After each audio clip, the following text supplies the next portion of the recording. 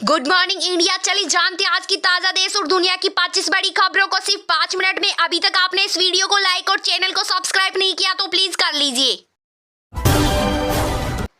जनवरी तक गुजरात के दौरे पर रहेंगे पीएम मोदी। वाइब्रेंट गुजरात वैश्विक शिखर समिट का करेंगे उद्घाटन। इस दौरान वैश्विक नेताओं और शीर्ष वैश्विक निगमों के सीईओ के साथ करेंगे द्विपक्षीय बैठक। पीएम ने कहा, वाइब्रेंट गुजरात ग्लोबल समिट की परिकल्पना 2023 में तत्कालीन मुख्यमंत्री मोदी के दूरदर्शी नेतृत्व में की गई थी। आज ये समावेशी विकास और सतत विकास के लिए व्यापार सहयोग, ज्ञान साझा करने और रणनीति साझेदारी के लिए सबसे प्रतिष्ठित वैश्विक मंचों में से एक के रूप में विकसित हुआ है।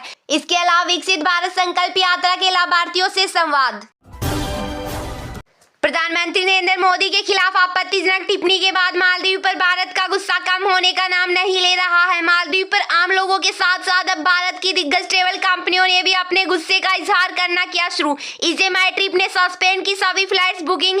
#बायोकॉट मालदीव्स का दिखा असर। भारत ने मामले को राजनीतिक चैनलों से उठाने के बाद अब मालदीव के हाई कमिश्नर इब्राहिम सईद को विदेश मंत्रालय ने किया तलब। 5 मिनट में ही बाहर निकले इब्राहिम सईद। पीएम मोदी पर टिप्पणी करने वाले 3 मंत्री हो चुके हैं बर्खास्त। पीएम मोदी विवादित टिप्पणी मामले में कम नहीं हो रही मालदीव की मुश्किलें। बड़ी संख्या में होटलों और फ्लाइट की टिकट कैंसिल। पीएम मोदी के समर्थन में उतरे दिग्गज बॉलीवुड से लेकर क्रिकेट जगह की हस्तियों ने की मालदीव की जमकर आलोचना। बुलेट ट्रेन प्रोजेक्ट के लिए जमीन अधिग्रहण का काम हुआ पूरा। गुजरात महाराष्ट्र में प्रोजेक्ट के सिविल कॉन्ट्रैक्ट भी दिए। सूरत बिलीमोरा के बीच सबसे पहले चलेगी बुलेट ट्रेन। पहले बुलेट ट्रेन को 2022 तक चलाई जाने का था टारगेट, लेकिन जमीन अधिग्रहण के काम में हुई देरी के कारण अब 2026 तक ट्रेन के शुरू होने की उम्मीद।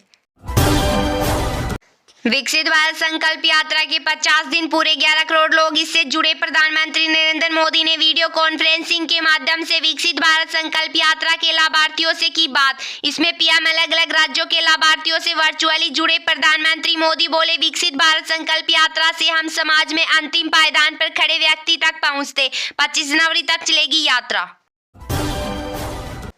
गोधरा का बदला लेने के लिए गुजरात को दहलाने की साजिश। ISIS आतंकी सैनवाज का बड़ा खुलासा। निशाने पर थे मस्जिद से लेकर आश्रम। वडोदरा, सूरत को भी निशाना बनाना चाहते थे आतंकी। पाकिस्तान के लिए कत्ल की रात। भारत की 9 मिसाइलें पाक को कर देती बर्बाद। इमरान खान ने कांपते हुए किया था कॉल। मोदी बोले थे, ये कत्ल की रात है। ये खुलासा पूर्व हाई कमिश्नर अजय बिसारिया ने अपनी किताब anger management the trouble diplomatic relations between India and Pakistan में किया है। मायावती ने कहा, मेरा दफ्तर सुरक्षित नहीं है। सुप्रीमो मायावती ने लगातार दूसरे दिन सपा प्रमुख अखिलेश यादव पर निशाना साधा। उन्होंने 28 साल पहले हुए गेस्ट हाउस कांड का भी किया जिक्र। कहा, सपा के 2 जून 1995 के घिनौने कृत्यों को कोई भूला नहीं है। उन्होंने सरकार से मौजूदा बसपा ऑफिस को दूसरे सुरक्षित स्थान पर शिफ्ट करने का किया आग्रह। अखिलेश ने मायावती को सलाह दी। कहा, बीजेपी वालों से कह दे, उनके पास बुलडोजर है, वह 2 मिनट में पुल तोड़ देंगे। कांग्रेस ने 2024 लोकसभा चुनाव में पहले इंडिया गठबंधन में शामिल दलों से सीट शेयरिंग को लेकर शुरू की बातचीत। कांग्रेस ने आम आदमी पार्टी से दिल्ली और पंजाब में सीट बंटवारे पर की चर्चा। कांग्रेस सांसद मुकुंद वासनिक बोले, सीट बंटवारे पर फिर होगी चर्चा। हम साथ मिलकर लड़ेंगे चुनाव और भाजपा को देंगे करारा जवाब। पूर्वी राजस्थान और पश्चिमी मध्य प्रदेश के कुछ इलाकों में आज ओले गिरने की संभावना जताई गई है। वहीं हरियाणा, चंडीगढ़ और दिल्ली में आज कोल्ड वेव का अलर्ट जारी। 3 राज्यों में कोल्ड वेव का अलर्ट। तमिलनाडु, पुडुचेरी में भारी बारिश के चलते स्कूलों की छुट्टी। 161 फीट ऊंचे राम मंदिर पर लहराएगा 44 फीट ऊंचा ध्वज। अहमदाबाद की अंबिका इंजीनियर्स कंपनी ने 44 फीट ऊंचे ध्वज को 7 महीने की मेहनत से किया तैयार। 5 जनवरी को गुजरात के मुख्यमंत्री भूपेंद्र पटेल ने 5 लोगों को ट्रक से ध्वज लेकर किया रवाना। 3 दिन की यात्रा के बाद सोमवार को धर्म ध्वज पहुंचा अयोध्या। अमेरिका की private company United launch alliance ने सोमवार को चांद पर भेजा स्पेसक्राफ्ट। 23 जनवरी को सॉफ्ट लैंडिंग करेगा चंद्रयान। ऐसा हुआ तो 51 साल में पहली बार कोई अमेरिकी एयरक्राफ्ट उतरेगा चांद की जमीन पर।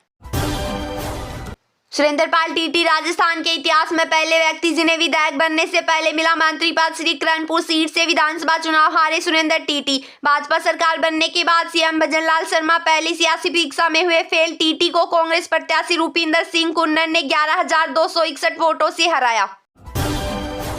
अमेरिका के टाइम्स स्क्वायर पर दिखेगा रामलला की प्राण प्रतिष्ठा का कार्यक्रम। 22 जनवरी को भारत की अयोध्या नगरी में रामलला की प्राण प्रतिष्ठा समारोह की लाइव स्क्रीनिंग अमेरिका शहर में टाइम्स स्क्वायर पर भी प्रदर्शित होगी। इसके अलावा दुनिया भर के भारतीय दूतावासों में रामलला की प्राण प्रतिष्ठा समारोह की होगी लाइव स्ट्रीमिंग।